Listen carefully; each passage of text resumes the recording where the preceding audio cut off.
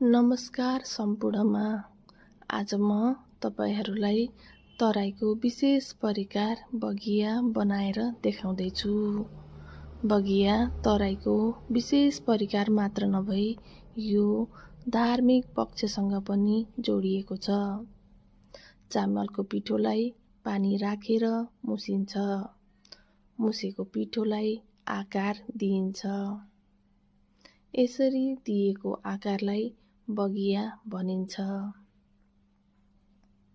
सुरुमा पानीलाई आगोमा एकछिन पकाइन्छ।